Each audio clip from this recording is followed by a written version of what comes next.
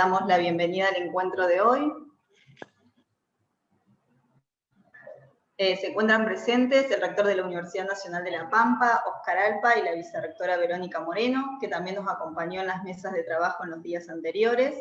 También se encuentran presentes decanos y decanas, secretarios, secretarias, referentes y coordinadores tanto de rectorado como de las unidades académicas, y además compartimos el espacio con los equipos de cátedras, con tutores y tutoras.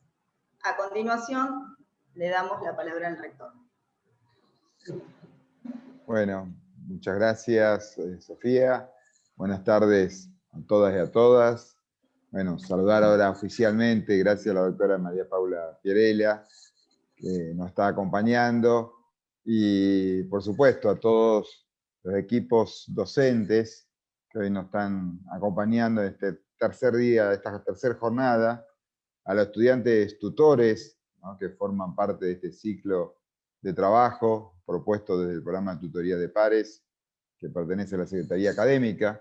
Y, como saben, comenzó el día lunes, ayer continuaron las actividades con el resto de las otras facultades, y hoy se encuentran finalizando, y bueno, veo al decano Marul, la vicerrectora, bueno, a todos los equipos de gestión académicos que también han estado acompañando también esta actividad que desde que trabajamos con aquel primer año en foco, lo fuimos, bueno, nos demoró mucho la pandemia, pero al contrario nos retransformó y hoy generó esta nueva opción, esta nueva oportunidad y este conversatorio, ¿no?, que es parte de todo un proceso que, como decía, venimos pensando y realizando desde la Secretaría Académica, del programa de tutorías, y que tampoco, no solo no comenzó acá, sino comenzó antes, sino que tampoco culmina aquí, sino que queremos que sea una línea de trabajo, no solo con estudiantes ingresantes,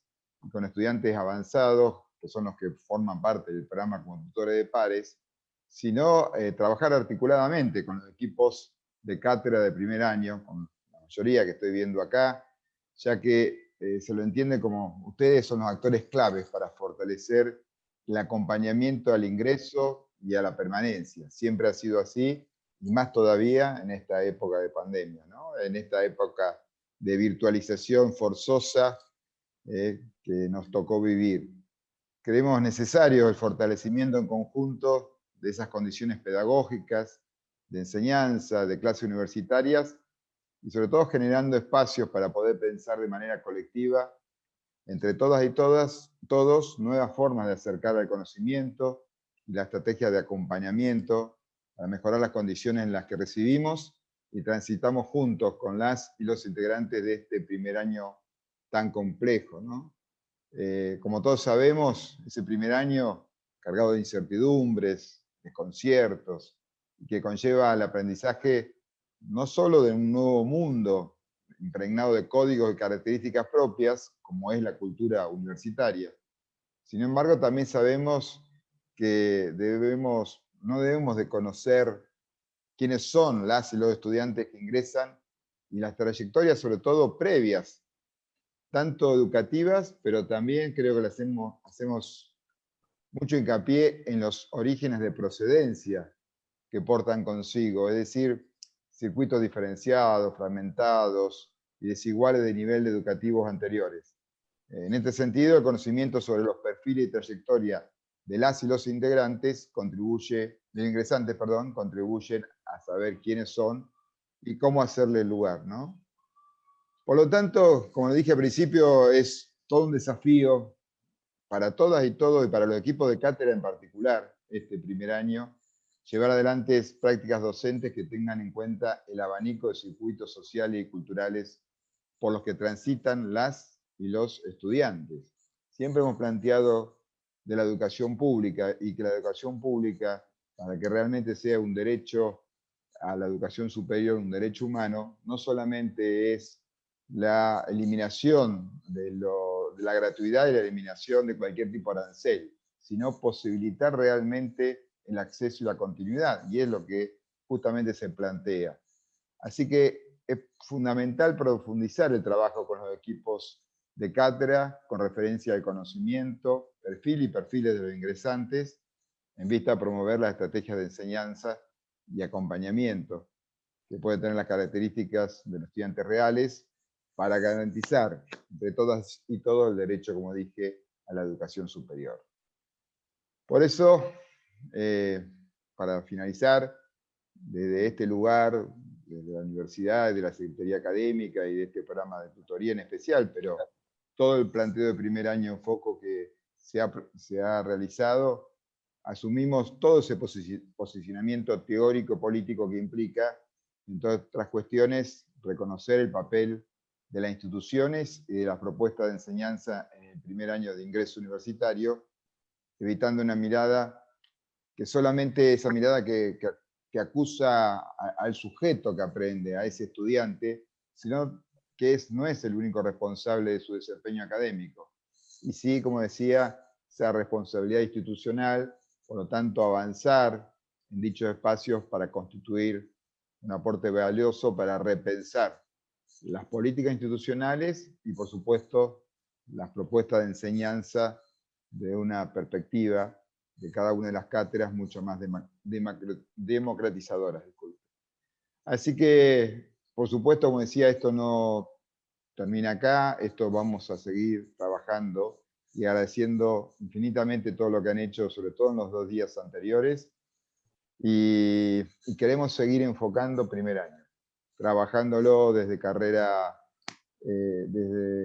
la carrera docente, trabajándolo desde las opciones que hay, y con esta mirada democratizadora, esta mirada que pensemos en forma conjunta, no solo las actividades particulares, individuales que le toca, o el tecnicismo que tienen que presentar en cada cátedra, sino sabiendo que ya ese estudiante que ingresa a la universidad tiene toda una trascendencia cultural y una realidad que, por supuesto, ustedes son los primeros que en la universidad tienen que trabajarlo, y por eso el acompañamiento institucional. Bueno, muchas gracias, no quería extenderme más, así que ya ahora le doy margen para que den continuidad a esta presentación de María Paula. Bueno, muchas gracias, señor rector. A continuación, daremos comienzo a la conferencia de la doctora María Paula Pierela, investigadora adjunta del CONICET en el Instituto Rosario de Investigaciones en Ciencias de la Educación, doctora en Ciencias Sociales por la Universidad de Buenos Aires, magíster en Educación por la Universidad Nacional de Entre Ríos, profesora en Ciencias de la Educación por la Universidad Nacional del Rosario. También integra el programa de estudios sobre la universidad pública en el Instituto de Investigaciones Gino Germani de la Facultad de Ciencias Sociales de la Universidad Nacional de Buenos Aires. Desarrolla docencia en grado desde 2017 y actualmente como profesora adjunta en el núcleo socioeducativo en la carrera de Ciencias de la Educación de la Facultad de Humanidades y Artes de la Universidad Nacional del Rosario. Muchas gracias, María Paula, por sumarte a nuestra propuesta de trabajo.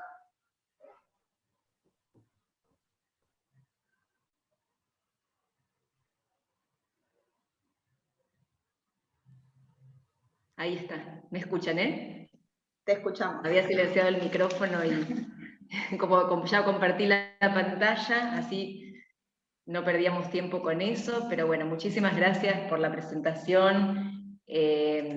Sofía, muchísimas gracias a todos y todas por la invitación, bueno, especialmente a Patricia, digamos, que fue quien llevó a cabo las gestiones, que ya estábamos como comunicadas desde el año pasado, y bueno, digamos, yo, como ustedes, desde hace algunos años este es el tema que de algún modo me preocupa, tanto desde mi perspectiva docente como investigadora del CONICET, digamos, la enseñanza en los primeros años de la universidad, como decía el rector, el primer año y los primeros años de las universidades públicas hace ya un tiempo que están en la agenda política, en la agenda de la investigación, en la agenda educativa. Más recientemente, digamos, en nuestro país que en otros países, digamos, del mundo, porque este es un tema que ya viene siendo trabajado desde la década del 80, por ejemplo, en algunos países de Europa, digamos, en Estados Unidos, toda la tradición de las comunidades de aprendizaje, de la cuestión de trabajar el currículum en los primeros años, tiene ya larga trayectoria, pero digamos, aquí dentro o sea, es un tema relativamente reciente. Y digamos, yo soy de las que estoy convencidas, como decía Oscar, digamos que el primer año es un tramo crítico en el cual se definen las trayectorias de muchos y muchas de nuestros estudiantes. Es allí y efectivamente es en las prácticas de enseñanza donde estas cuestiones muchas veces se dirimen.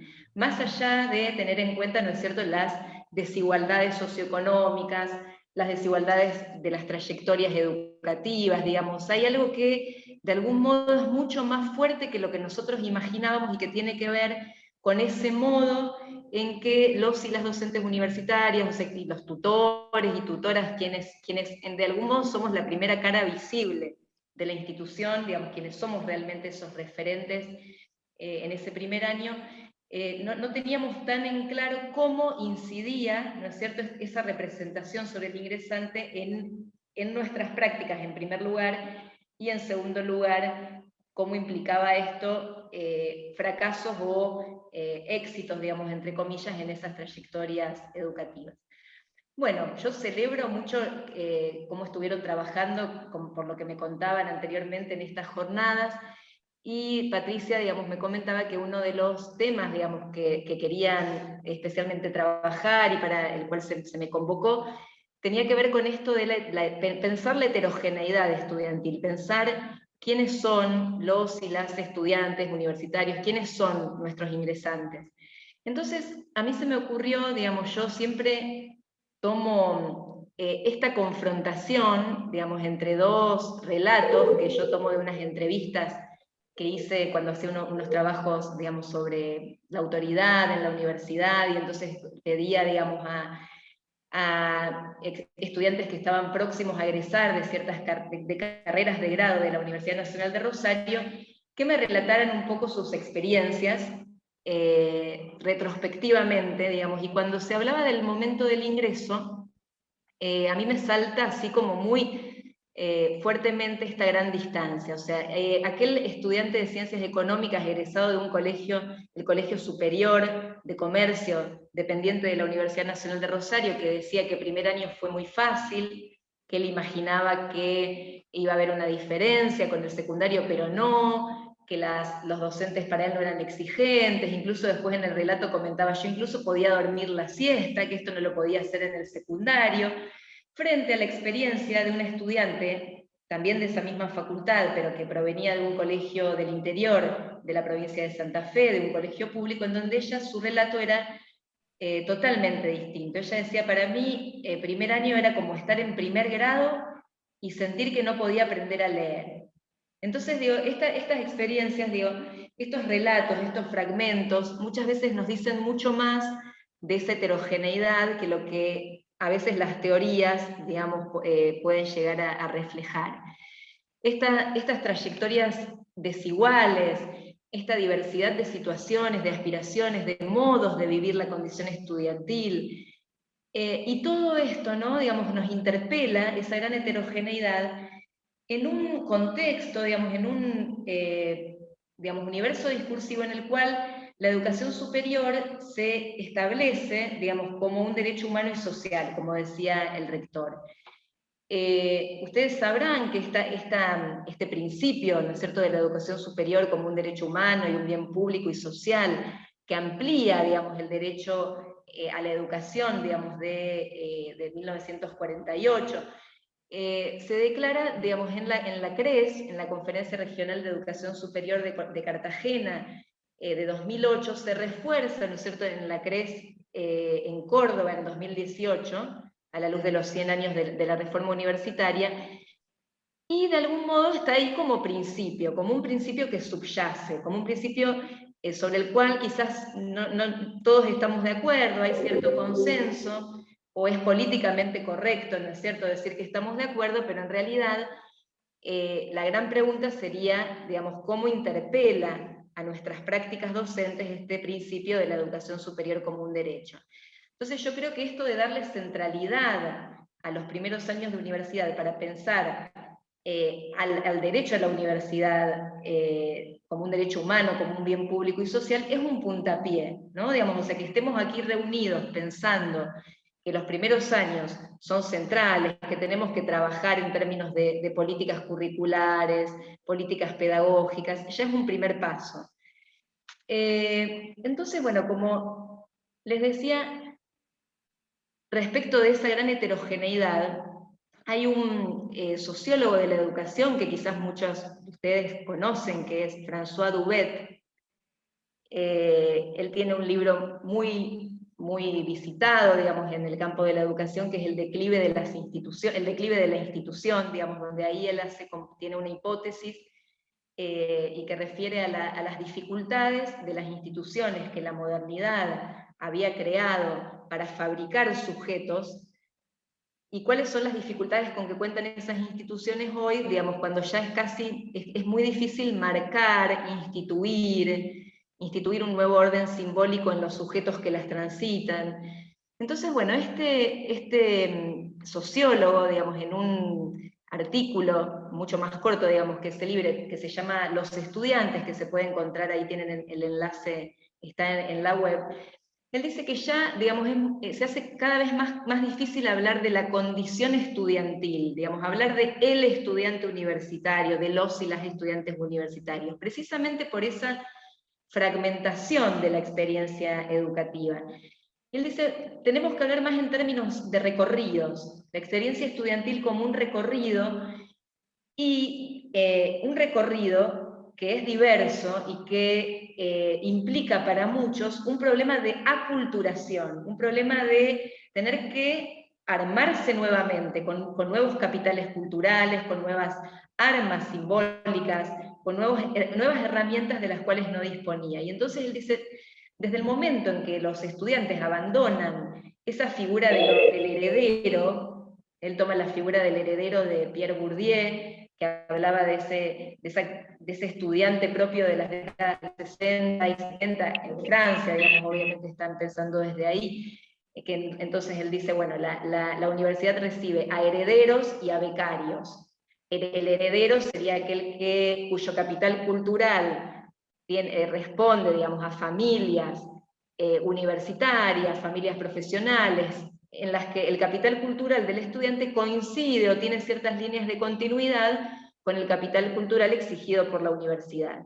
El becario es aquel que, por su propio esfuerzo, de algún modo, el esfuerzo familiar, ha llegado, digamos, ha accedido a la universidad. Entonces él dice, ya esa figura del heredero, olvidémosla, ha desaparecido, o sea, ya Bourdieu lo decía en la década del 60 y 70, como una consecuencia del fenómeno de masificación universitaria que se estaba dando a nivel mundial, y que en nuestro país también se empieza a dar, ¿no es cierto?, en la segunda mitad del siglo XX, digamos, ya esos procesos de masificación que vienen de la mano de un proceso de masificación también de la escuela secundaria, de los colegios secundarios.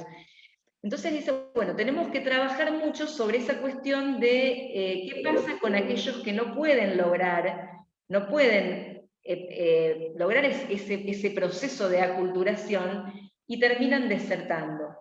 Entonces pensemos también digamos, cuando hablamos de esta heterogeneidad, que Oscar mencionaba distintos elementos, digamos, que tiene que ver con las brechas socioeconómicas. Hoy en día también la brecha digital aparece como un impedimento muy fuerte, la situación laboral, ¿no? Digamos, ya no podemos hablar hablando de cuarentena, ¿no? Digamos, vieron que muchas veces se utilizaba la categoría cuarentena como este momento de tiempo suspendido que se le permitía a un joven para estudiar, ¿no? Digamos, o sea, que sus familias de algún modo ponían en suspenso, no necesitaban, no requerían de ese trabajo de ese hijo, de esa hija, y regalaban ese tiempo de ocio, entre comillas, para que ese joven se forme. Bueno, a nivel nacional, digamos, según datos del INDEC del 2019, prácticamente el 50% de nuestros estudiantes trabaja. Yo miraba en los informes que ustedes me pasaron, digamos, que me pasó Patricia de la Universidad Nacional de La Pampa, ahí, digamos, se sostiene que, bueno, la Facultad de Ciencias Humanas General Pico, junto a Ciencias Económicas y Jurídicas, presentan el mayor porcentaje de ingresantes que trabajan. llegando al 44%. En contrapartida, ingeniería es la que registra un mayor porcentaje que no trabaja y que no buscan trabajo, seguido por agronomía, veterinaria y exactas.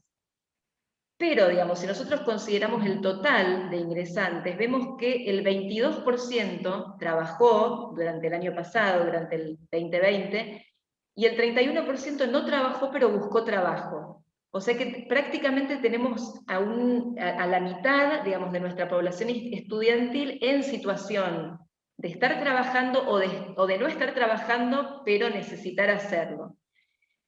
Entonces, bueno, ese es un punto, digamos, muy importante para pensar, digamos, la heterogeneidad, para pensar nuestras políticas, nuestras prácticas, qué hacemos con estudiantes que trabajan, cómo las instituciones flexibilizamos, digamos, nuestras cursadas, los horarios, digamos, y demás cuestiones estructurales, ¿no? Pero por otro lado también aparece una cuestión que para la mirada pedagógica es importante, y es que el ingreso a la universidad en estos últimos años está marcado por elecciones que están más atravesadas por la contingencia que por las vocaciones profesionales. Esto lo trabaja mucho Sandra Carli. Quizás alguna vez leyeron, digamos, textos de ella, digamos, ella trabaja en el estudiante universitario, esta idea de, bueno, cómo eligen los estudiantes, los ingresantes hoy en día las carreras. Se pone mucho más en juego el tema de, bueno, porque a mi amigo, a mi compañero de la secundaria también le gusta esta carrera, la cercanía a la institución, ciertas cuestiones familiares, antecedentes, ¿no es cierto?, de algunas carreras, esas cosas que hacen que pensemos que las elecciones están mucho, o sea, más ligadas a ciertas cuestiones arbitrarias, digamos, contingentes, que a un lazo con el conocimiento, con el saber ya construido de antemano. Entonces ahí nos encontramos, los y las docentes, con un primer gran desafío, que es colaborar en esa construcción del lazo con el conocimiento, algo que quizás pensábamos que ya estaba dado, o sea, que era muy común pensar que a la universidad se va a estudiar lo que uno quiere, aquello que nos gustó desde chicos, esta idea de que, bueno, por fin voy a estudiar algo que no es por obligación, como algo mucho más propio de la escuela media. Bueno, nos encontramos con que las elecciones no están tan atravesadas en este tiempo por esta cuestión de lo vocacional. Lo vocacional en sí mismo, si quieren después charlamos más sobre esto, se ha transformado. Por otro lado, cada vez es más frecuente encontrarnos con que hay una sensación de ajenidad en relación con el discurso formal de las disciplinas universitarias. Esta idea de no comprender, esto de encontrarnos, yo siempre digo, los docentes de primero y segundo año muchas veces tenemos que ser unas especies de traductores, ¿no? Digamos, porque hay ciertas categorías teóricas, categorías científicas, que nuestros estudiantes tienen que apropiárselas, y que es nuestro deber, ¿no es cierto?, nuestra obligación, y nuestra gran satisfacción, ¿no? Digamos, cuando nos encontramos en los exámenes finales con que esos ingresantes que empezaron titubeando, a los que les costaba hablar, empiezan a hablar en términos teóricos, empiezan de algún modo a apropiarse en su propio lenguaje, digamos, en una conversación de esas categorías que son tan difíciles de incorporar, pero, digamos, esto requiere un trabajo. Esto está muy trabajado por la línea de la alfabetización académica, líneas que bueno, nos brindan muchísimas herramientas, y que quizás en estos años tan problemáticos, ¿no es cierto?, de pandemia, quedaron un poquito ahí relegadas en nuestros trabajos. Por otro lado, también hay una cuestión, y que tiene que ver con esa tensión, ¿no es cierto?, entre autonomía y heteronomía, con esas dificultades que cada vez más vemos en los jóvenes para asumir responsabilidades, posicionamientos autónomos, esta cuestión que era mucho más común en el secundario, ahora también lo vemos en la universidad, esta especie de, esta necesidad de que se los direccione, ¿no?, digamos, permanentemente, de que que los docentes tengamos que explicitar muchas veces cuestiones que nos parecían obvias, aparece como algo muy, muy recurrente. Acá, bueno, a mí me gusta mucho compartirles relatos, fragmentos de entrevistas, porque creo que ponen como un poco, tienden a graficar algo de lo que quiero decir. Este también era una estudiante de la Facultad de Humanidades y Artes, que ella decía que de la facultad lo que más recordaba de esos primeros años era cierta libertad, pero esta idea de la libertad como un peso. Yo no lo entendía como libertad, para mí era más bien un peso.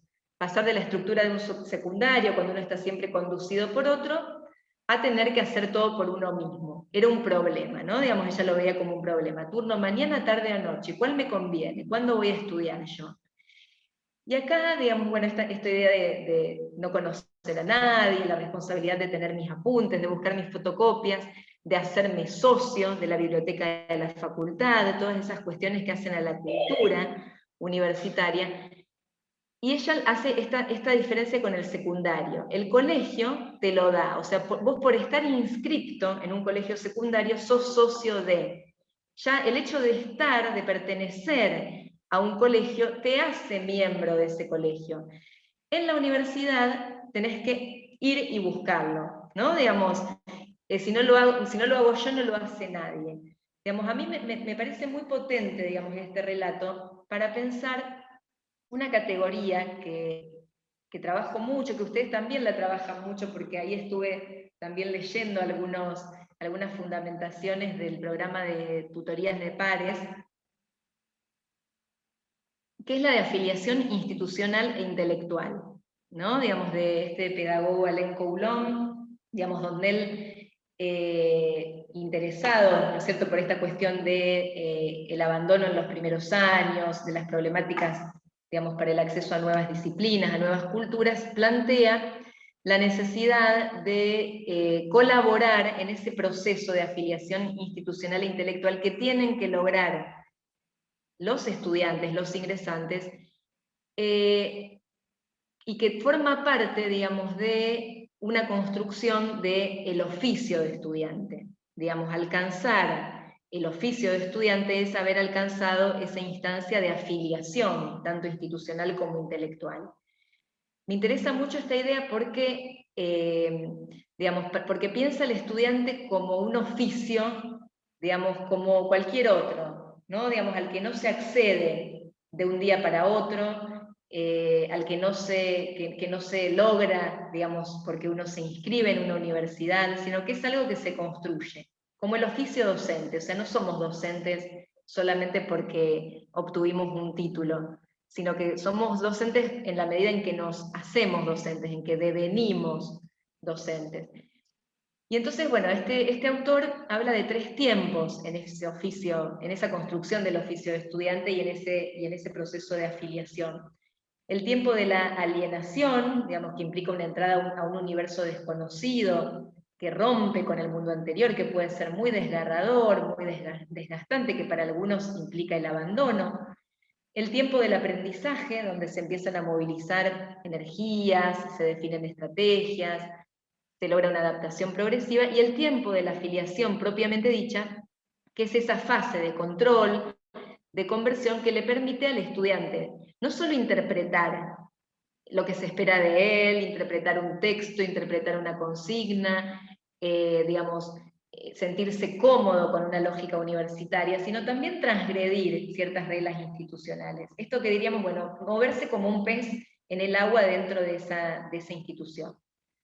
Ahora, si nosotros decíamos, bueno, si leemos esto a la luz de esos primeros relatos, digamos, con el que yo empecé esta charla, vamos a ver que para algunos y para algunas ese tiempo de la alienación quizás no existe, o quizás sea muy corto, porque ya entraron, digamos, en un tiempo de afiliación al haber compartido una lógica universitaria. Y en otros casos necesita ser trabajado, ¿no? Digamos, por eso muchas veces cuando se realizan, digamos, los cursos de nivelación, cursos de ingreso, suelen ser mucho más efectivos esos cursos que duran quizás un año, digamos, que son obligatorios, donde se trabajan muchas de estas cuestiones de lectoescritura, de comprensión con signos, pero de la mano, digamos, de las materias que van a ver en primer año, que aquellos cursos que duran quizás más poco tiempo, digamos, donde no hay un vínculo con los docentes de primer año, donde los textos que se leen quedan totalmente por fuera de lo que después se va a trabajar, ¿no? Entonces, bueno, digamos, pensamos en una pedagogía que contribuya, o sea, uno de los desafíos, digamos, que tenemos para pensar estas problemáticas del primer año, es pensar, digamos, en una pedagogía que contribuya con ese proceso de afiliación institucional e intelectual. Como decía en un principio, el modo en que percibimos a los estudiantes incide en la definición de estrategias de enseñanza, y las prácticas de enseñanza constituyen un factor central en la retención de la matrícula. Acá me gustaría detenerme un poquito en esto de las políticas de recepción, cómo se percibe a los ingresantes. Yo, digamos, en un trabajo en el que entrevisté a docentes de primer año, detecté, digamos, dentro de muchos relatos, de muchas cuestiones que fueron apareciendo, podía visualizar 3 formas de percibir a los ingresantes. Pueden ser más, digamos, y pueden ser diferentes según la institución, según el contexto, pero en ese trabajo que hice, yo veía algo así como algunos discursos que veían al ingresante como un mero aspirante, ¿no es cierto? Docentes que por ahí dicen, bueno, el estudiante no es estudiante realmente de la universidad hasta que no demuestre, ¿no es cierto?, a partir de ciertos exámenes, a partir de las primeras materias, a partir de estas cuestiones evaluativas, ¿qué pasó? ¿No? Digamos, esa especie de prueba. Otros que veían al ingresante como un sujeto en transición hacia la categoría de estudiante, y entonces estaban como muy comprometidos con este trabajo tutorial, con este acompañamiento, con generar situaciones en donde este estudiante se sienta, digamos, de algún modo andamiado para construir ese oficio. Y por último, un número, quizás más escaso, digamos, que otros, pero un buen número de docentes pensaba, digamos, al ingresante ya como un estudiante de pleno derecho. Yo frente a esto recuerdo mucho el relato de una docente de ingeniería, que ella me decía, digamos, yo a los estudiantes los pienso como ingenieros desde el primer día que asisten a mis clases. Y entonces voy generando, digamos, problemas, ejercicios, digamos, verbalizando esto. Ustedes van a ser ingenieros, ustedes van a ser mis colegas, entonces tienen que saber esto, tienen que saber lo otro, transmitiéndoles ya desde el principio ciertos gajes del oficio, que quizás muchas veces estos gajes del oficio solamente aparecen recién en los últimos años de las carreras.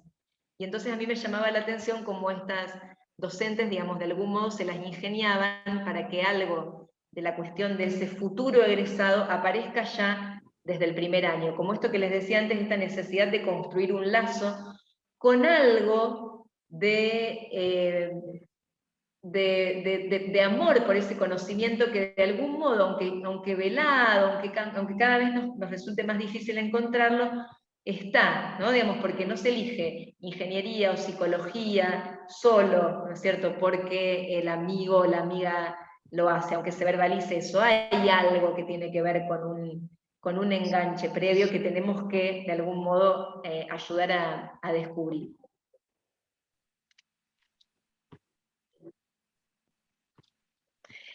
Entonces, bueno, pero, digamos, para lograr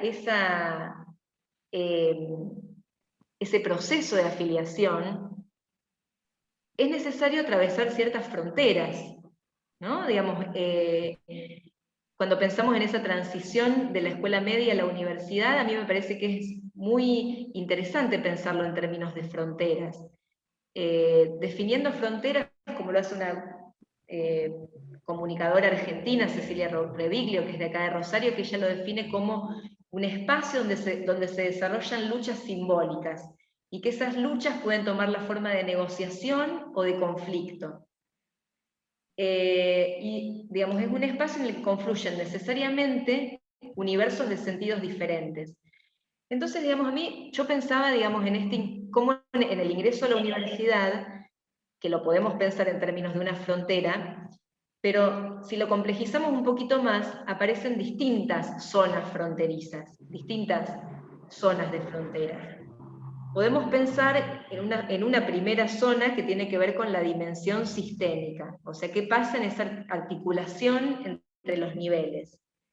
Ya está como muy dicho, ¿no es cierto? Ustedes lo habrán escuchado y reiterar, digamos, esta idea de que en realidad la universidad siempre ve al nivel medio como una institución en la que se concentran, digamos, la mayoría de los males, digamos, del sistema educativo, y entonces la universidad tendría que venir a paliar, remediar, compensar aquello que la educación media no hizo, ¿no? Digamos, bueno, quienes piensan más la dimensión sistémica de esta transición entre niveles, más en términos de articulación, sostienen que tenemos que pensar más en términos de entre. ¿Qué pasa en ese entre? ¿Qué pasa al interior de cada institución?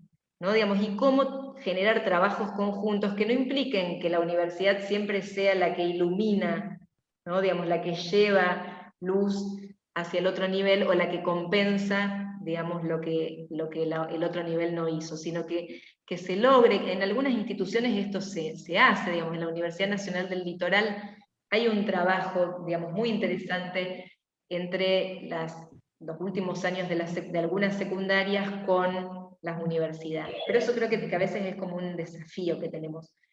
Por otro lado, decíamos la dimensión socioeconómica, como zona fronteriza, esas desigualdades que ponen en evidencia que la igualdad de oportunidades es un mito, digamos que las posiciones, digamos, dentro de la estructura socioeconómica siguen influyendo, digamos, en esas trayectorias educativas, y lo que se visibilizó, sobre todo en este tiempo de pandemia, es la brecha digital. Después me voy a detener un poquito más en eso cuando les cuente un poquito la investigación sobre pandemia que encaramos en Rosario.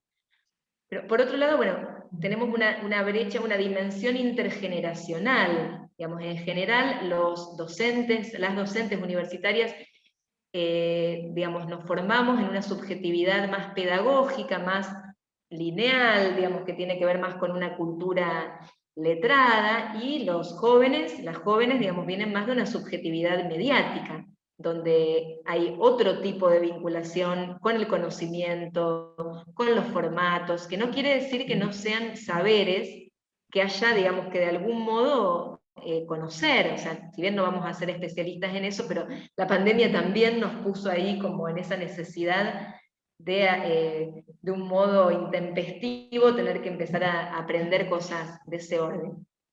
Por otro lado, la dimensión cultural y semiótica, esto que les decía, de cuáles son las dificultades de ingresar a un nuevo orden simbólico y discursivo, y de qué modo tenemos que trabajar, y que esto tiene que ver con la dimensión pedagógica, con esas mediatizaciones, con esas intervenciones en relación con la transmisión del conocimiento.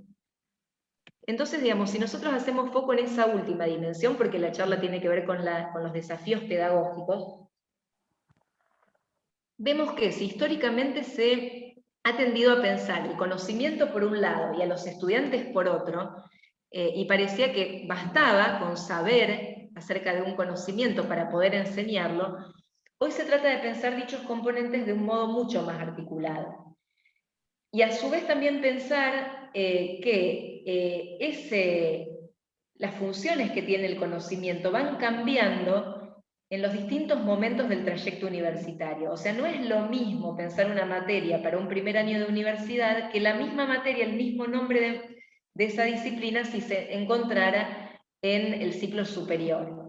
Ahí la función del conocimiento cambia, ¿no? Digamos, entonces creo que ahí hay una cuestión, ahí lo trabaja mucho Feldman, esto, ¿no? Digamos, Daniel Feldman, que es especialista en currículum, sobre todo en currículum universitario, esta idea de cómo pensar las funciones que el conocimiento va teniendo en los distintos momentos del trayecto.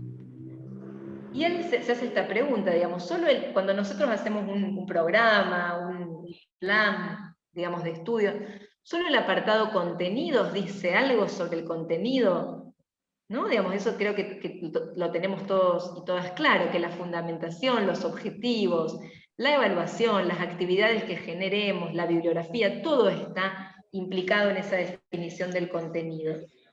O sea, los contenidos no solo implican el tema que se desarrolla, sino que contenido es todo lo que se puede aprender de una clase o de un curso completo. Y entonces eso incluiría también los modos en que son tratados, la versión o las versiones a las que se recurre, la profundidad con que se abordan y la posibilidad de mostrar el uso de ese conocimiento en diferentes contextos. Entonces, digamos, ahí yo creo que hay una necesidad permanentemente de realizar ajustes pedagógicos para no encontrarnos con esa visión, digamos, de algún modo ahistórica, que implica, como decía recién, pensar a los estudiantes por un lado y al contenido por otro. Esa visión, de algún modo funcionaba, era efectiva, cuando había una especie de continuidad, ¿no? Digamos, entre estudiantes y docentes. Y esto hacía que muchas veces la pedagogía universitaria sea vista como algo infantil, como una cuestión de banalización del conocimiento, y la pedagogía, la didáctica, todas esas disciplinas eran vistas por los docentes universitarios como algo de lo cual solo se tenían que ocupar los especialistas, digamos, de esas disciplinas, o los docentes de primaria, de secundaria. Digamos, hoy en día este tipo de jornadas nos permiten dar cuenta, nos permiten observar, visibilizar la necesidad, ¿no es cierto?, de una formación pedagógica, e incluso, digamos, hay quienes piensan en la necesidad de una formación pedagógica específica para trabajar en los primeros años de la universidad, que es un tema también así como un poco polémico. Entonces, bueno, si hay algo que de algún modo tuvimos que hacer en este último año y medio, fue un ajuste pedagógico. Yo les cuento un poquito, digamos, para pensar un poco también cuáles fueron las experiencias, porque hasta ahora hablé un poco más en términos generales, ¿no es cierto?, experiencias estudiantiles en torno al ingreso. Ahora me interesaría detenerme un poquito en las experiencias estudiantiles en torno a la virtualidad, ¿no? Digamos que en este momento es el tema que nos ocupa. El año pasado, digamos, con a las preocupaciones que teníamos en torno al primer año se nos agrega, digamos, qué pasaba como problemática, ¿no es cierto?, para pensar qué pasaba con los estudiantes de los primeros años en relación con las experiencias virtuales.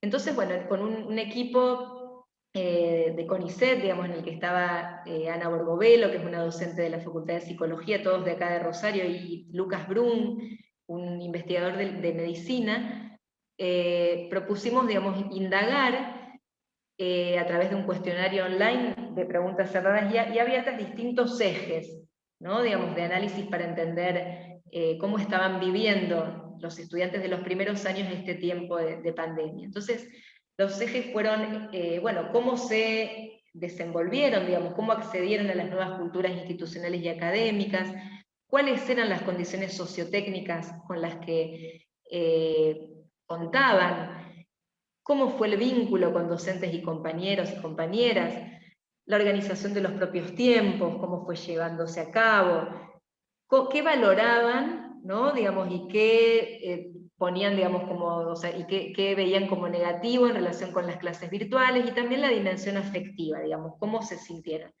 Por una cuestión de tiempo solo me voy a detener en algunas cuestiones, ¿no? Digamos, acá, bueno, la muestra fue de 2.500 respuestas, 74% mujeres, el 22% trabajaba, y el 53% no había comenzado a cursar, cuando se decretó el aislamiento social preventivo y obligatorio. o sea que no conocieron la facultad, digamos, con lo fuerte, digamos, que esto es.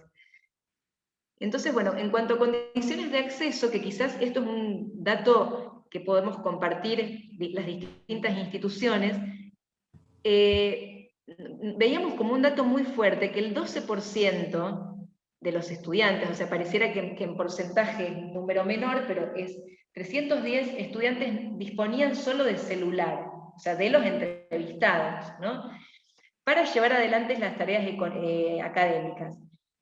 Por otro lado, con internet de calidad solo contaba el 34%. Sin internet ese 12%, ¿no es cierto?, que coincide con aquellos que tenían celular solo con datos, con lo que implica, digamos, de gasto de datos, el tema de escuchar las clases por Zoom, por Meet, bajar archivos, ¿no? Digamos, todas estas cuestiones que a veces se nos pasan por alto cuando planificamos nuestra tarea. Y yo veía ahí también en el caso de ustedes, que en ciencias veterinarias, digamos, la mayoría no posee ni PC ni internet, por lo menos en el documento que me pasó Patricia. Y para las restantes facultades, más del 81% sí poseía PC e internet en su casa. Entonces, bueno, este es un punto que marca una brecha digital que a veces se torna, digamos, compleja, ¿no? Digamos, y en algunos casos insalvable. Y que es importante tener en cuenta, por ejemplo, cuando planificamos clases, ¿no? Digamos, cuando pensábamos nosotros, por ejemplo, al titular de mi cátedra, una vez un estudiante le dijo: profe, por favor, no dé clases tan largas por Zoom porque se me terminan los datos, ¿no? Digamos, todas esas cuestiones que fueron apareciendo como algo que antes, a lo cual no estábamos habituados. Y entonces, bueno, esto fue uno de los principales puntos, digamos, que se expresó ante la pregunta por los aspectos negativos de la virtualidad.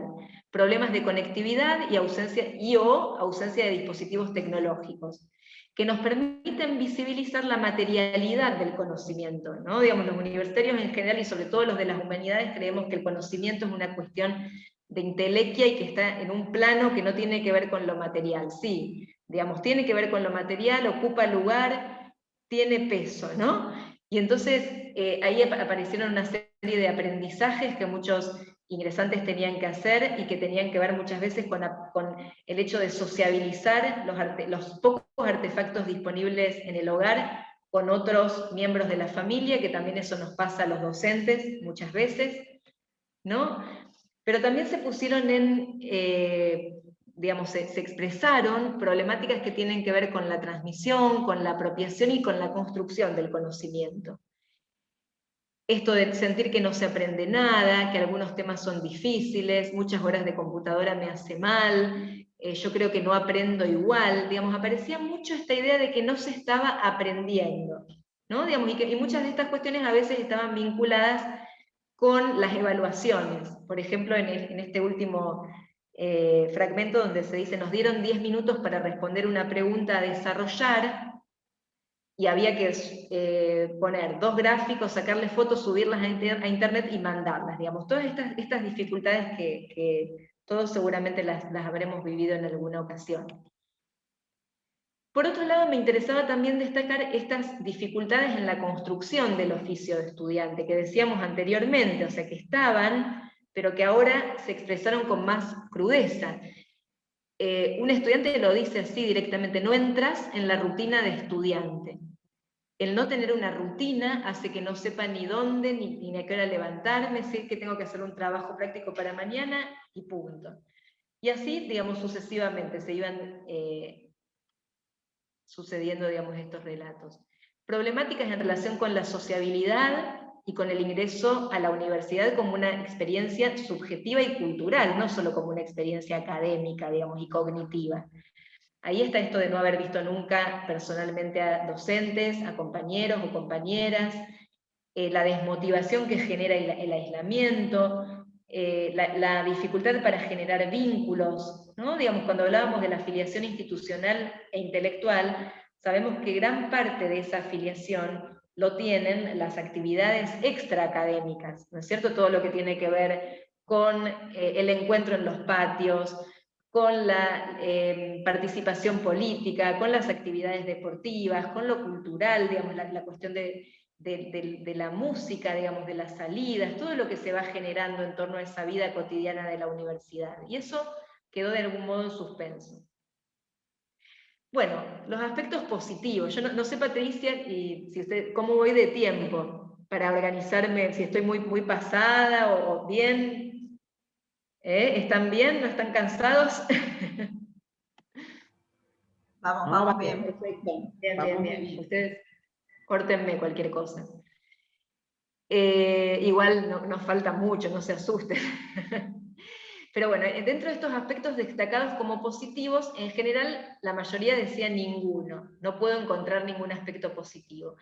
Pero entre quienes encontraban algún que otro aspecto positivo, bueno, aparecía esta idea de la comodidad de cursar en el propio hogar, que nos hacen pensar, digamos, en las transformaciones que tuvo, que vivimos en términos de espacialidad, de materialidad del tiempo académico, y que en muchos casos, yo lo pienso como que para muchos esto implicó volver a condiciones materiales, a condiciones locales de existencia que no siempre eran del todo favorables.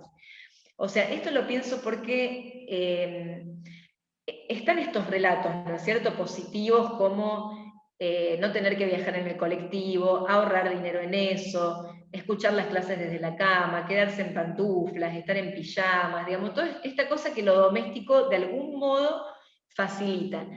Pero también nosotros sabemos que las instituciones públicas, la escuela en términos generales, la universidad también, permiten esto de la salida del espacio familiar, la salida de lo conocido, digamos, y en términos simbólicos también esto es muy fuerte.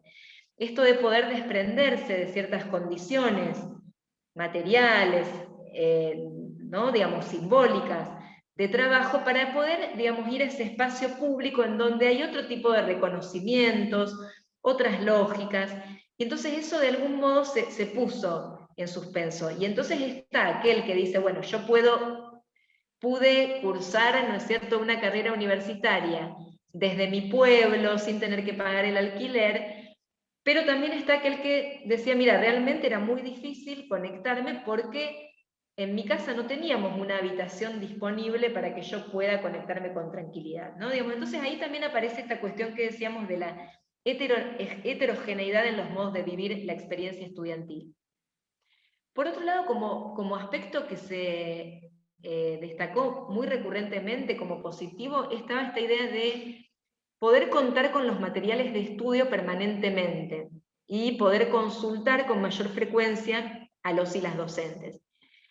Entonces, bueno, ahí está esta idea de las clases grabadas, de los PDFs que quedaban en el campus, de los foros de consultas, todo lo que los campus institucionales, digamos, de algún modo nos ofreció, que fue muy rico y que nos permitió aprender muchas cuestiones y que incluso las vamos a seguir incorporando seguramente, pero hablan de intervenciones pedagógicas, de todo el trabajo que como docentes hicimos, que implican, aunque no seamos conscientes de ello, un trabajo grande de mediatización del conocimiento, que no podemos, de algún modo, no lo podemos desestimar, y que no lo tenemos que perder de vista porque es trabajo producido, es trabajo que está ahí. Y entonces ahí el lugar central que los y las docentes tuvimos en esa producción, ¿no? En esa producción de materiales que ahora queda también como un reservorio para seguir de algún modo profundizando y que nos permiten pensar también las clases de otra manera. De algún modo también perdimos esa especie de centralidad, ¿no es cierto?, del docente que hablaba permanentemente, para pensar también otra lógica de mayor participación, de mayor actividad, de más prácticas en algunos casos. y que tiene que ver un poco también con estas cuestiones que marcaban los y las estudiantes de haber aprendido a utilizar herramientas digitales, que también nosotros como docentes lo logramos. Y una cosa última que me llamó la atención es que había relatos que hacían referencia a algo así como que las plataformas brindan un espacio de mayor igualdad, como que de algún modo se democratizan ciertos lazos, digamos, o ciertas, las relaciones entre docentes y estudiantes. Esto de, por ejemplo, en aulas, en facultades que son masivas, esto de poder escuchar la clase, algo tan básico, ¿no? Digamos, o sea, ellos dicen, bueno, estudiantes de segundo, muchas veces lo decían, el año pasado, para poder escuchar tenía que llegar muy temprano y a veces no tenía banco, digamos, que no pasan en instituciones que son como más pequeñas o que tienen una matrícula más reducida. También apareció esta idea de que como las plataformas, digamos, sincrónicas como Meet o como Zoom permiten ver el nombre de las personas, de los participantes, esto como algo raro que los docentes y las docentes los nombren, ¿no? Digamos, como un gesto de reconocimiento que ahí aparecía visible. Entonces, bueno, para terminar, digamos, yo creo que todas estas cuestiones que fuimos pensando, que ustedes también fueron trabajando en estos 2 días, en estas jornadas que compartieron, nos permiten pensar en desafíos. Son muchos más, yo pensé algunos, ¿no? Digamos, ¿qué desafíos tenemos en torno al ingreso a la universidad? Por un lado, esto que decíamos anteriormente de resignificar las fronteras entre los niveles del sistema educativo, pensando la articulación en términos de un entre, que es muy difícil, por cierto, pero que como desafío está. El fortalecimiento de la estructura de cargos de las cátedras de los primeros años, porque nosotros hablamos de todo el trabajo que implica ser docente de un primer año, pero la realidad es que el 80% de los cargos son simples, son de dedicación simple, o sea, si lo tenemos en cuenta a nivel de las universidades nacionales. Digamos, son muy pocos los cargos exclusivos, no sé cómo será en el caso de ustedes, pero en la Universidad Nacional de Rosario el 70% es simple, ¿no? Digamos, y un 30% entre semi y full time. Por otro lado, pensaba, digamos, cómo son necesarias políticas de formación pedagógica específica de la docencia en los primeros años de la universidad, junto con la valoración de la enseñanza en los procesos de evaluación y promoción docente, porque nosotros sabemos que, como decía recién, digamos, realizamos muchas producciones pedagógicas, nos formamos, ¿no? Digamos, en esto de enseñar en la universidad, quienes no son docentes de algún modo hacen un esfuerzo por hacer posgrados, capacitaciones, pero después, digamos, en el momento en que se evalúa en la carrera docente, pesa mucho más, sigue pesando mucho más las publicaciones, digamos, la pata de la investigación que esta cuestión de la docencia. Entonces ahí hay todo un desafío político que hay que pensar. Por otro lado, creo que algo que ustedes me parece que tienen, por lo que yo vi, digamos, por lo que estuve digamos, leyendo de lo que ustedes hicieron en estos días, que tienen más articulado esta coordinación de acciones entre los cursos de ingresos, las tutorías y las cátedras de primer año, que en muchos casos esto está completamente, digamos, desarticulados. Hay tutorías por un lado, cursos de ingreso por el otro, trabajos sobre los primeros años que no se vinculan con este tipo con estos otros programas. Y por otro lado, quizás como una cuestión mucho más ligada a nuestro trabajo docente, a nuestro trabajo como investigaciones, me parece que es interesante seguir pensando sobre las representaciones que tenemos en torno a quienes ingresan hoy a la universidad. Digamos, para finalizar, digamos, yo creo que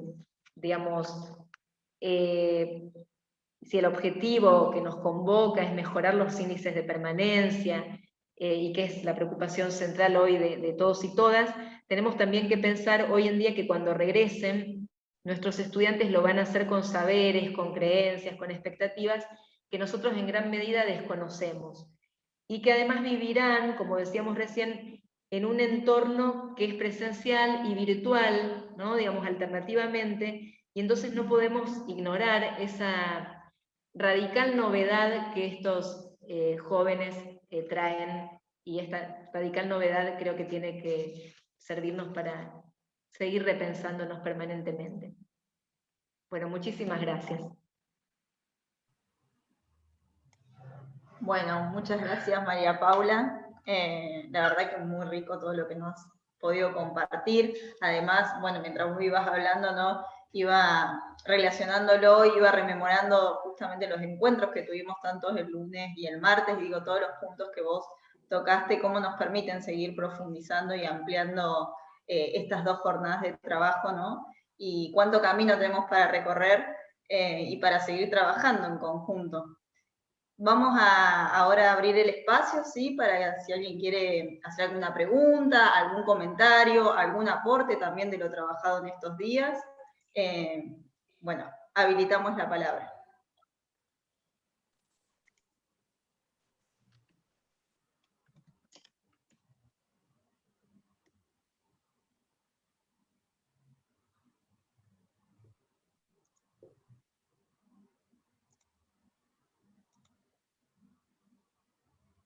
Cuesta romper el hielo.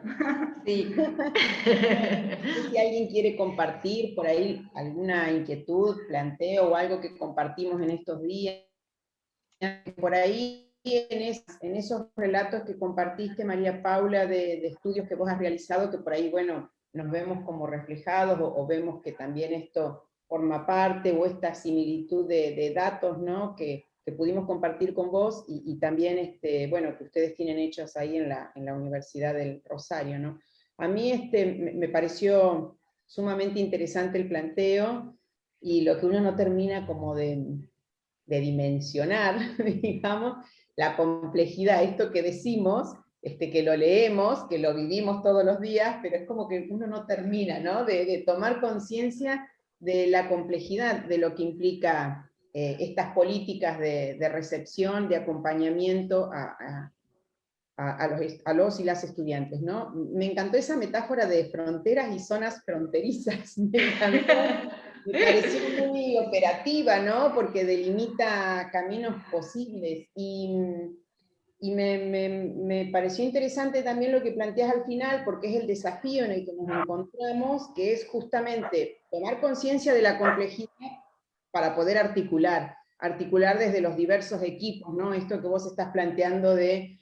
creo que lo recuperaste, yo lo compartí con varios de los que están hoy participando también, como que en la Universidad Nacional de La Pampa el programa de tutoría de pares tiene ya una tradición de trabajo con los equipos de cátedra y con las condiciones de enseñanza, ¿no? O sea, no es una cosa de estudiantes para estudiantes, sino que se involucran los equipos de cátedra, y eso me parece que es una fortaleza de la universidad en la trayectoria que tiene el programa, ¿no? Sí, yo por eso lo marcaba, porque me sorprendió. Viste que yo, bueno, en nuestra primera charla te lo pregunté, y me pareció muy interesante, porque no es común encontrar ese tipo de articulaciones, y lo vi también en la fundamentación. Digamos, cuando yo hacía ese trabajo con docentes de primer año acá en la UNR, y entrevistaba, bueno, a muchos docentes, muchos docentes ni siquiera sabían que en su facultad había tutorías, o sabían que existían, pero nunca habían tenido, digamos, algún vínculo con los tutores y tutoras.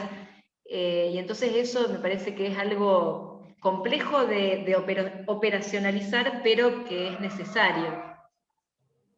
Disculpen mi perra, que está como queriendo entrar. Si escuchan ahí un ladrido. Cosas que pasan en estos nuevos tiempos. Sí, ahí veo que Emil se levantó la mano para participar, y después voy a leer una pregunta que también pusieron en el chat. Emilce. Hola, buenas tardes. Bueno, en principio agradecer a María Paula los aportes, sumamente interesantes. Yo también, mientras la escuchaba, iba pensando por ahí en el trabajo que estamos haciendo desde hace algunos años, y hablo a nivel de universidad, desde aquella primera jornada que hicimos de primer año de Buen Foco, en que cada una de las unidades académicas compartimos las experiencias en torno a cómo estamos trabajando con primer año, los equipos de ambientación, el programa de tutorías y demás, siempre pensándolo desde este lugar de la interdisciplina, y de que las propuestas no sean justamente esto como satélites alrededor de la carrera, sino que formen parte de la trayectoria del primer año. Y me resulta sumamente interesante en los planteos de María Paula esto de que tenemos nuevamente que revisar estas propuestas que venimos construyendo en cada unidad académica y como universidad en torno a este nuevo perfil de estudiante, ¿no? Y a esta nueva realidad un poco presencial y un poco a distancia que se viene. Y me parece importante por ahí señalar ese último punto, que no se veía justo, bueno, por lo menos yo en el Zoom aparecía como abajo donde están las herramientas, y no se veía cuando hiciste referencia a los desafíos para pensar las políticas, y uno de ellos que tiene que ver con el poder mirar las representaciones docentes o institucionales respecto al ingresante y al perfil del ingresante. Patricia sabe que soy una investigadora un poco del área de las concepciones docentes, justamente en esto de cómo concebimos que el otro aprende, cómo ese aprendizaje se construye y en qué contexto, ¿no? Porque bueno, tenemos ahora un estudiante que viene con un aprendizaje desarrollado de otra manera, que otra vez va a formar parte o va a tener una ambientación a un espacio nuevo. Bueno, me quedaba un poco pensando en todo eso y justamente en pensarlo como un desafío, ¿no? Como nuevos ejes para revisar estas propuestas que venimos trabajando con la Secretaría Académica de la Universidad y con las distintas unidades académicas ya desde hace algunos años. Sí, sí, totalmente, Milce, que es interesante ese trabajo sobre las representaciones. También es interesante el trabajo que podamos hacer, o sea, sobre qué imaginan nuestros ingresantes respecto de qué es la universidad, ¿no? Digamos, no solo qué pensamos nosotros de cómo son ellos, sino qué piensan, cómo se imagina a la universidad, por ejemplo, un estudiante de quinto año, porque ahí aparecen también muchas cuestiones, muchos prejuicios, que a veces inciden en esas primeras experiencias, ¿no? Digamos, o sea, yo me acuerdo,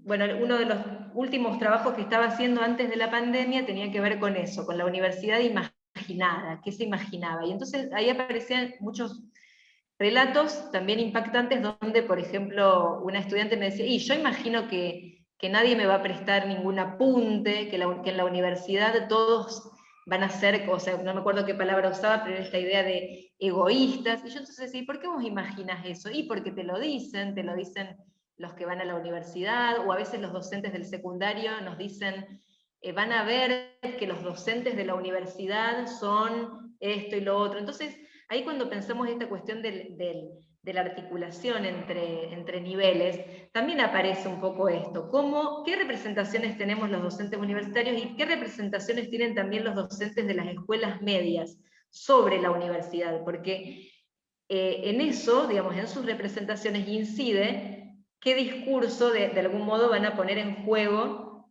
en ese último año en donde en realidad tienen que producirse, o sea, se producen las elecciones, ¿no? Digamos, y si a un alumno o alumna de secundaria le decimos, por decirlo con un lenguaje coloquial, le metemos miedo respecto de lo que va a ser la universidad, muchas veces, ¿no? Digamos, puede ser algo común que se desanime, que decida no formar parte de eso, sobre todo cuando nos encontramos con estas situaciones de gran brecha sociocultural, ¿no? Digamos, o sea, suele no pasar en familias donde los padres o madres sean profesionales, sean universitarios, donde hay ciertos discursos que desde la familia se pueden desmontar.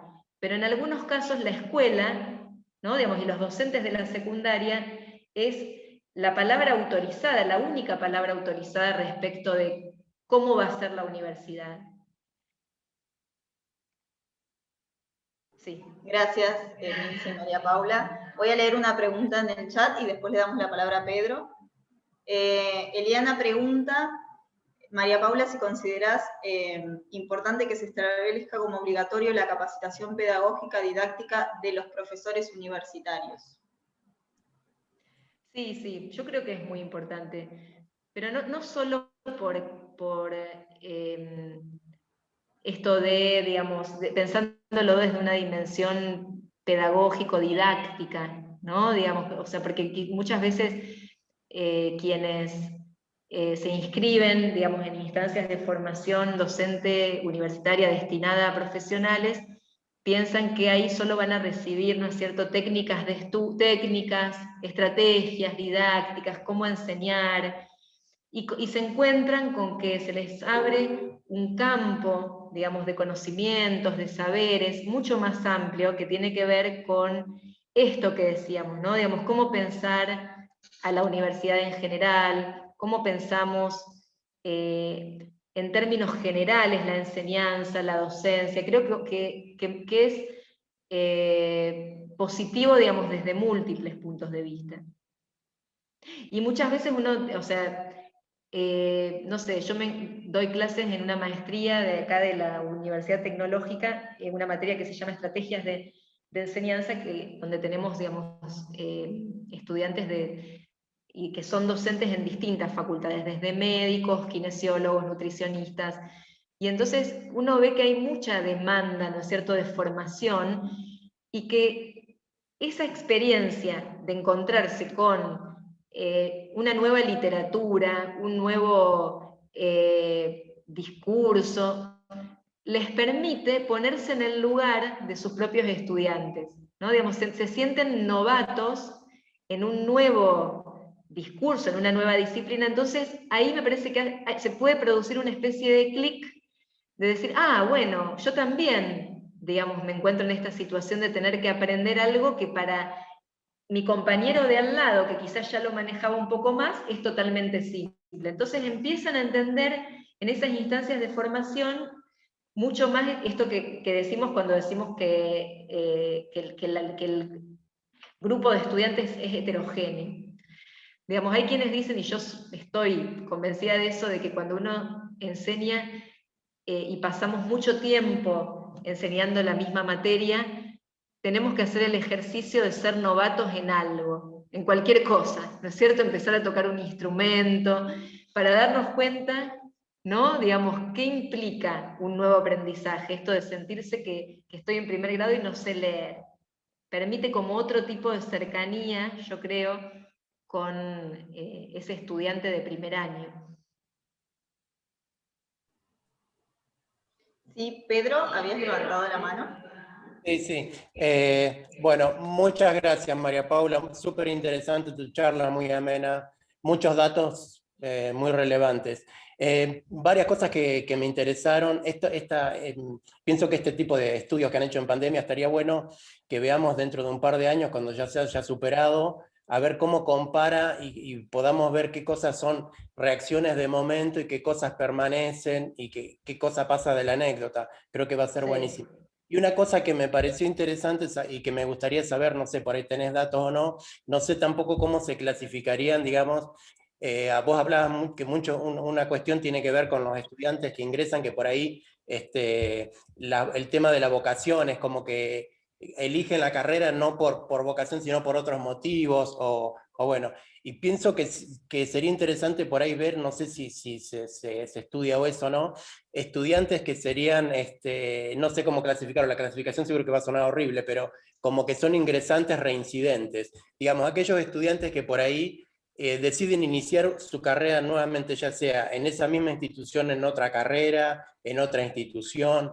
Digamos, me parece que es como para comparar ahí cuáles son los motivos por los cuales a lo mejor su experiencia de ingresantes no fue exitosa en alguna institución o con alguna carrera en particular, y a lo mejor luego sí, digamos, se pudieron insertar o tuvieron más éxito en alguna otra institución. No sé si eso se estudia, se mira o si tenés datos de eso. Sí, eso, digamos, quienes estudian el problema del abandono se encuentran con un impedimento, digamos, muy fuerte, que es esto que vos decís, o sea, que en realidad alguien abandona carrera, pero no tenemos tanto el dato de si realmente dejó la universidad o se inscribió en otra facultad. ¿No? Digamos, porque también el ingreso irrestricto de nuestra universidad, la Universidad Argentina, permite, digamos, esto, permite inscribirse en varias carreras a la vez, probar, y entonces después veo qué hago. Y entonces ese tema, ¿no? Digamos, también de algún modo incide en esto de... en esta posibilidad que tienen los jóvenes de prolongar un poquito más la elección de carrera, ¿no? Digamos, sobre todo en un contexto, digamos, que es difícil porque quizás ahora es mucho más difícil que un joven de 18 años, como decíamos antes, sepa realmente qué es lo que quiere. Entonces esta cuestión le permite. Entonces hay estudios cada vez, hay más estudios sobre el abandono que se enfocan en una perspectiva, como vos decís, mucho más cualitativa, de qué le pasa. Por ejemplo, hay un investigador muy joven que se llama Andrés Santos Sharpe, que él, bueno, tiene una tesis sobre el abandono desde ese lugar, ¿no es cierto?, de pensar por qué, cuáles son los factores. Ahí yo creo que debe tener algo, muchas cosas publicadas, si ustedes quieren después en algún momento consultar, ahí les pongo bien el dato. Pero sí, el tema del abandono es algo muy interesante y que quizás muchas veces no tenemos datos tan exactos, porque se habla del 40% entre primer y segundo año. Esto es muy diferente según las carreras, según las instituciones, pero a su vez también muchas veces ese dato se saca respecto, o las cifras de abandono se sacan teniendo en cuenta cuántos ingresan, ¿no? Digamos, y cuántos egresan, ¿no? Digamos, y el tema de cuántos dejan en primer año y segundo es como mucho más difícil de contabilizar, digamos, sobre todo por esto que vos decís, respecto de que, bueno, puede haber abandonado primer año en una carrera, pero migró a otra. Sí. Sí, los datos de abandono siempre son complicados. Yo he hecho estudios de eso y la verdad que siempre es complicado, porque también por ahí se considera como un fracaso, pero en realidad no fue un fracaso porque eso que a lo mejor hizo en ese primer año, aunque fuera una experiencia fallida, digamos, son algunas habilidades o algunas estrategias que adquirió y que le sirvieron para después tener éxito en otro lado, digamos. Y por ahí se queda como enmascarado, se pierde o se piensa... Y bueno, a veces sí, obviamente es un problema súper complejo, pero no, bueno, a mí yo pensaba en eso, ¿no? ¿Qué estrategias que a lo mejor después puede reflexionar y decir, eso me sirvió, si por ahí eso ayuda a decir, bueno, algunas cosas que podamos tomar de ahí como para ayudar en la cuestión de los ingresantes, ¿no? Pero gracias, muchas gracias, María Paula. No, de nada, Pedro, gracias a vos. Sí, también pensando en esto de cómo trabajar cualitativamente, ¿no? Con los motivos o los datos del abandono, digo también que es difícil para la parte de investigación poder contactarse justamente con los que no están, porque siempre es más fácil por ahí el contacto más directo, ¿no? Con los que están, los que permanecen y por qué permanecen, y por ahí se hace mucho más complejo desde un estudio de investigación cualitativa, ¿no? Contactarse con ese otro que ya no está. De hecho, en este cuatrimestre intentamos hacerlo con los tutores y las tutoras, por ahí contactar, ¿no? Justamente a los estudiantes que hacía mucho tiempo no ingresaban al campus o que no registraban ninguna actividad, y bueno, algunas respuestas tuvieron, pero fueron muy pocos, digamos, los que accedían a responder, ¿sí? A algún mail, algún WhatsApp, alguna llamada telefónica también, que ellos, la verdad que han hecho un gran trabajo. Y bueno, ahí también han salido algunos datos y algunos informes que hemos presentado con Patri, tanto el lunes como el martes también. Sí, ahí yo también me quedaba pensando en esto y en lo que planteaba Pedro, digamos, de cómo tener en cuenta algunas cuestiones, porque cuando leemos así estos análisis sobre abandono o escuchamos a los estudiantes hablar de las dificultades del primer año, aparece mucho esta idea de no poder adaptarse, no seguir el ritmo, no sentir que no se entiende, o sea, que tiene mucho que ver con esto de la dificultad para ingresar a una nueva institución, con otra lógica diferente.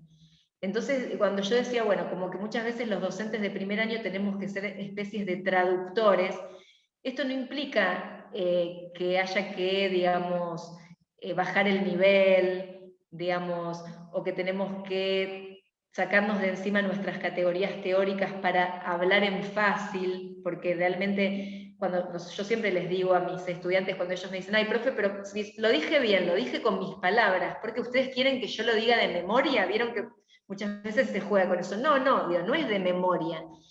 Hay categorías que si vos las decís de otra manera, o sea, no es que te las pidamos exactamente, pero no estás diciendo lo mismo, ¿no? Digamos, no es lo mismo, qué sé yo, decir estructura social que sistema, implica epistemológicamente otra cosa, entonces, bueno, el hecho de que ellos incorporen eso lleva tiempo, y entonces el docente de primer año muchas veces no es que no tiene que decir la categoría teórica, sino que debemos hacer a veces un esfuerzo un poquito mayor por tratar de captar si eso que estoy diciendo se entiende, ¿no? Digamos, cuando yo les comentaba este trabajo con docentes de primer año que había hecho, había una docente de la Facultad de Ciencias Políticas, de la Escuela de Trabajo Social, de acá de Rosario, y entonces ella me decía, dice, yo me daba cuenta, dice que cuando empiezo a hablar y digo, porque los procesos de pauperización social de nuestra población, empiezo a ver caras que se miran raro, y entonces ahí dije, bueno, a ver, tengo que explicar un poquito más esto que para mí es obvio, ¿no? Todas esas cuestiones que a veces, o por ejemplo un estudiante una vez me decía, usaba la metáfora, hay docentes que tienen mucho compromiso con el pizarrón, ¿no? Decía, el pizarrón está hermoso, lleno de fórmulas, lleno de operaciones.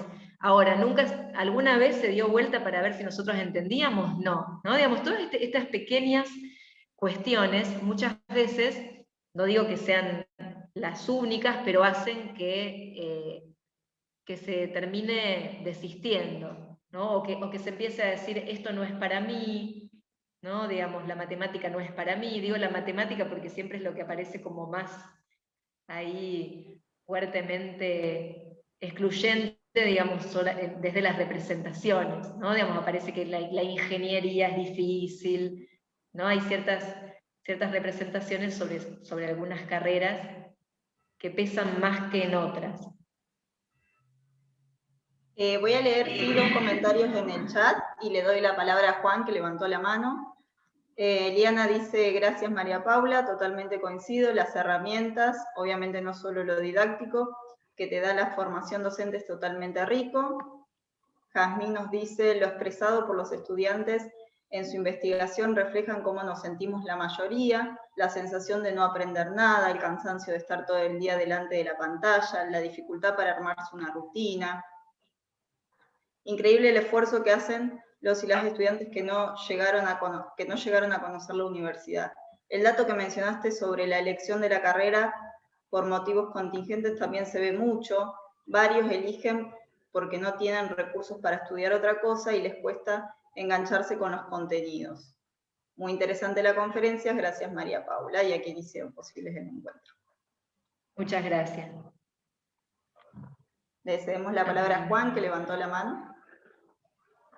Sí, buenas tardes, y muy agradecido María Paula, porque muy interesante el enfoque de análisis, y reflexionaba agregando los últimos comentarios que hizo, de que desde un punto de vista académico, digamos así, el perfil de definición de un concurso docente de primer año no debiese seguir las pautas de un docente de cierre de ciclo, donde ya el estudiante espera otra cosa de su convivencia en el aula y su experiencia profesional, mientras que en las ciencias básicas, en la estructura de formación inicial, hay toda una cantidad de componentes que un concurso docente muchas veces no contempla, desde el punto de vista de cómo, digamos así, buscar un balance lo más equitativo posible del perfil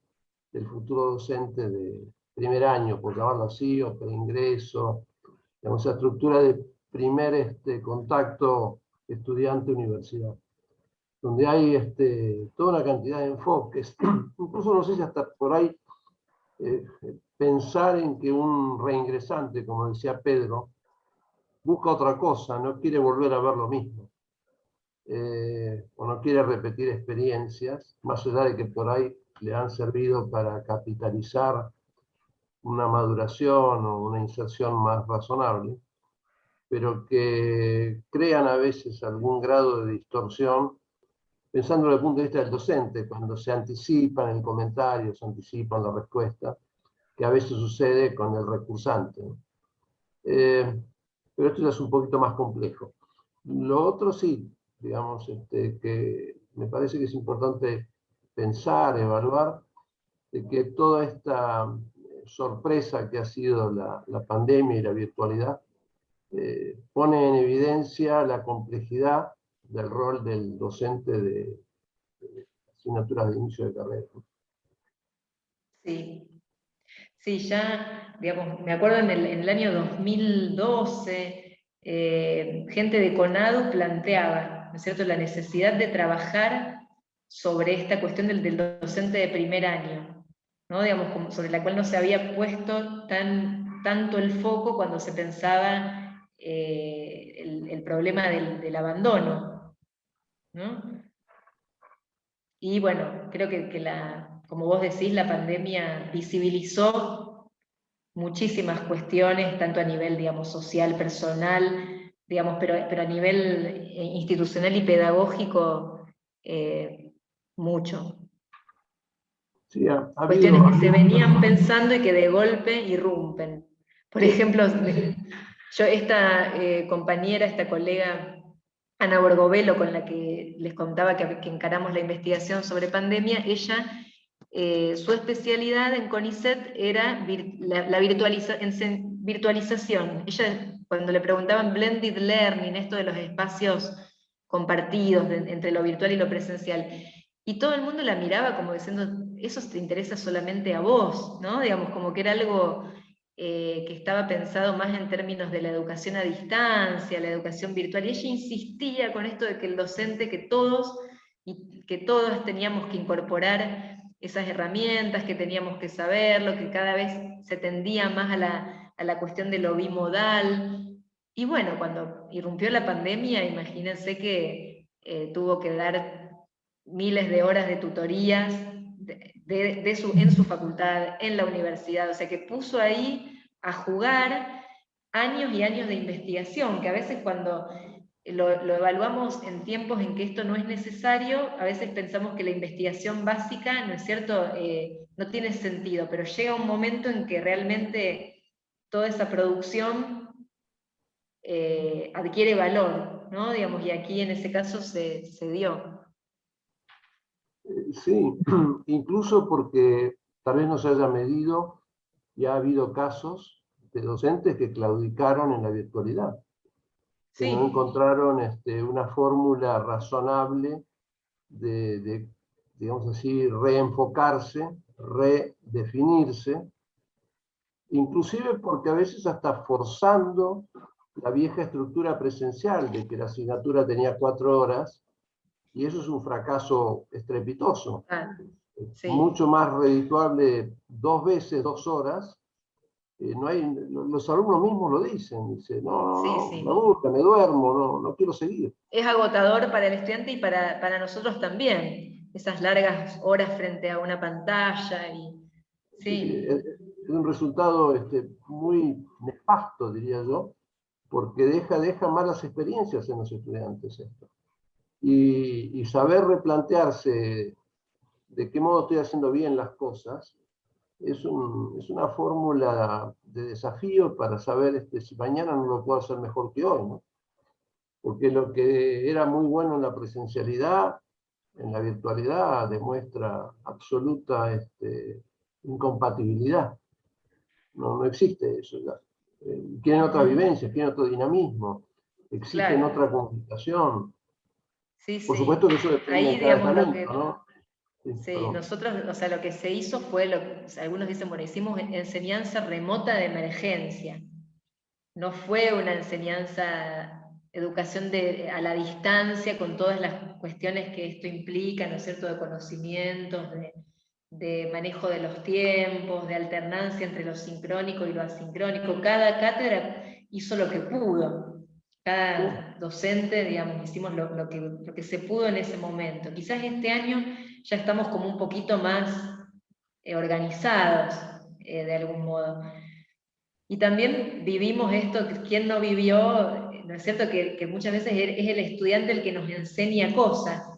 ¿No es cierto? Profe, prueba haciendo esto, prueba haciendo lo otro. Entonces, esa inversión de roles también fue positiva en algunos casos.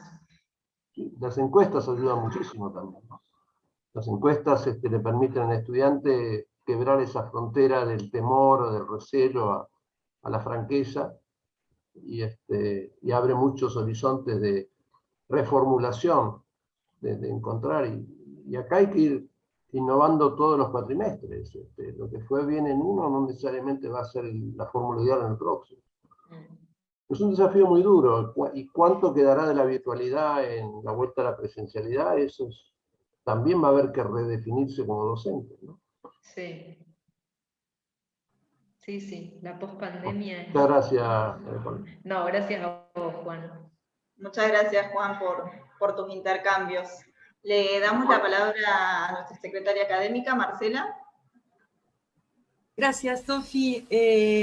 Bueno, algunas cosas, y prometo síntesis, pero además de esta posición circunstancial de estar en la Secretaría Académica, soy profe de primer año de muchísimos años, de pedagogía, en humanas, en los profesorados, quiero un par de cosas para coincidir y completar, porque tengo la sensación de que en estos 2 días con esta actividad hemos abierto otro montón de temas. Comparto esto que señalabas de la imagen que muchos docentes de secundaria dan acerca de la universidad a estudiantes de secundaria. Digo, que sigue apareciendo ahí como una imagen muy dura, muy poco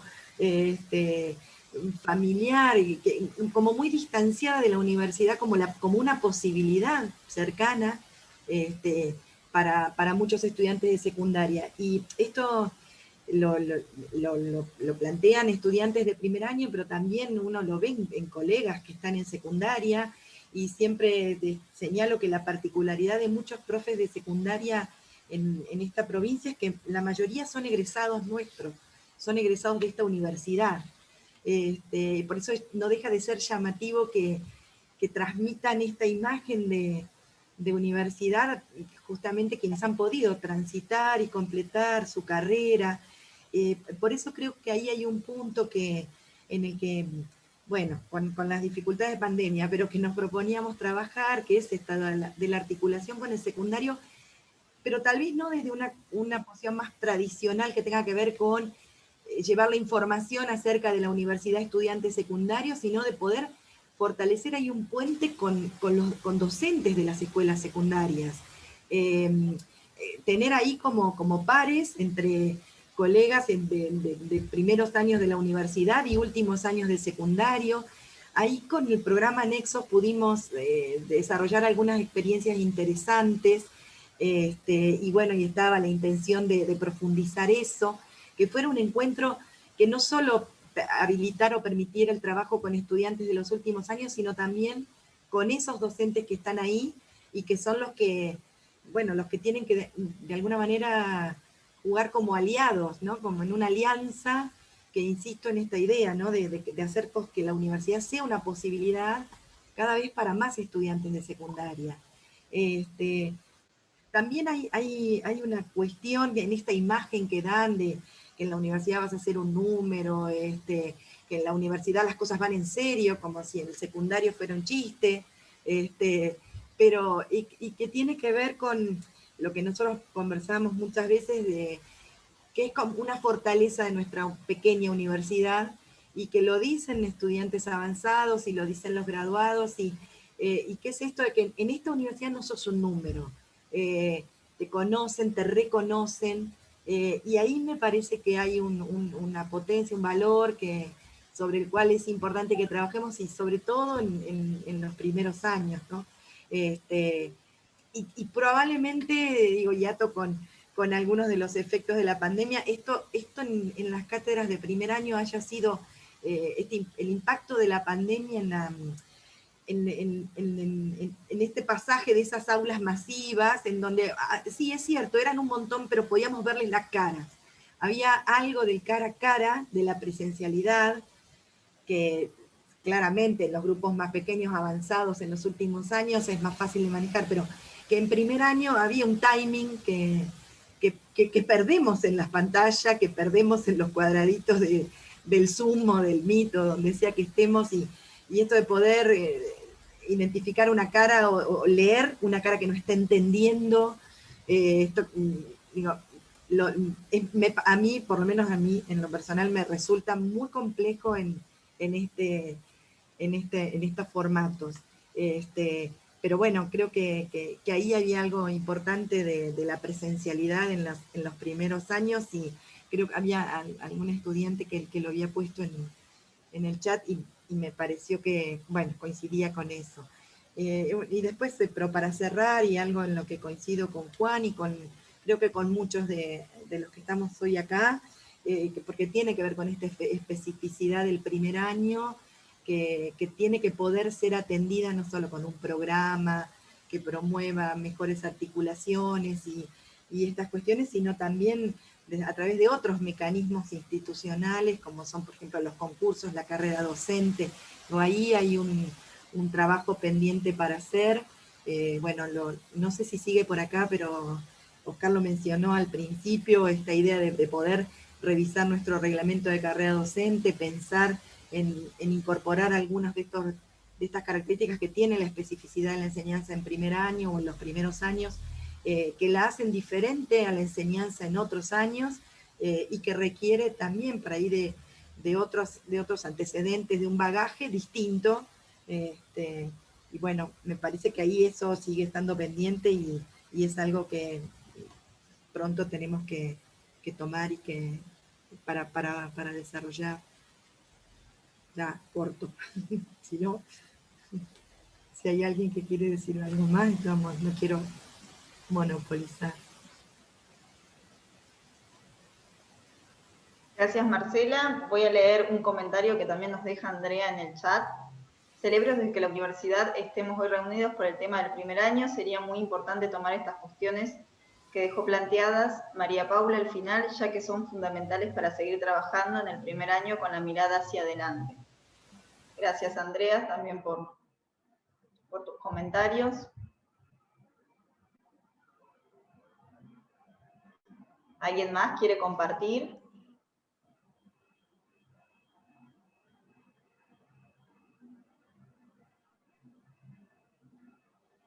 Ahí el señor rector también nos deja saludos y agradecimientos. Tiene que continuar con sus actividades. Hasta luego. Nos deja, tomamos con la secretaría temas para seguir desarrollando. Deja saludos.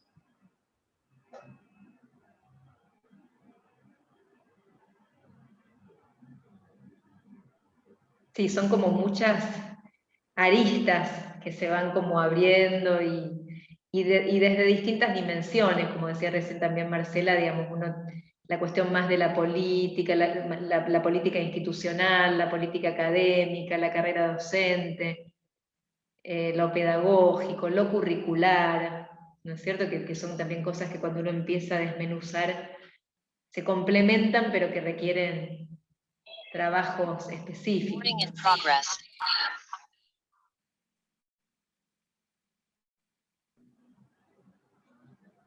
Bueno, si no hay más comentarios, agradecer a todos y a todas las presentes, no solo por la jornada de hoy, que bueno, para mí fue maravillosa, gracias María Paula también por sumarte a nuestra propuesta de trabajo y por acompañarnos en este proceso también de aprendizaje para nosotros. Y también agradecerles a todos y a todas haber participado estos 2 días también, sabemos que todos están cargados, ¿sí?, de obligaciones personales, laborales, y que muchas veces es muy difícil, ¿no?, generar estos espacios o poder dedicarle un tiempo a encontrarnos, a pensarnos y a repensarnos y a poder compartir entre nosotros mismos, ¿no?, nuestras propias experiencias también como docentes. Así que bueno, también quiero agradecerles el esfuerzo que han hecho todos y todas de participar en estas jornadas y en estos encuentros, que sin ustedes no es posible hacerlo tampoco. Así que, bueno, mis mejores agradecimientos. Y gracias, María Paula. Ojalá sigamos trabajando, me encantaría. Sí, sí, seguramente, a mí también. Realmente me sentí muy cómoda. Muchísimas gracias por demostraron todo el tiempo una organización, estar al tanto de lo que necesitaba. Realmente estoy muy, muy agradecida por esta invitación y estuve muy, muy cómoda siempre. Sí. Bueno, creo que se abren como muchas posibilidades de encuentro. Claro que sí, claro que sí. Bueno, me sumo a las palabras de agradecimiento a María Paula y al resto de los colegas y a los estudiantes tutores que también están participando. Así que bueno, ahora disfruto y ya nos encontraremos con muchas puertas, muchas zonas fronterizas de las que ocuparnos. Totalmente.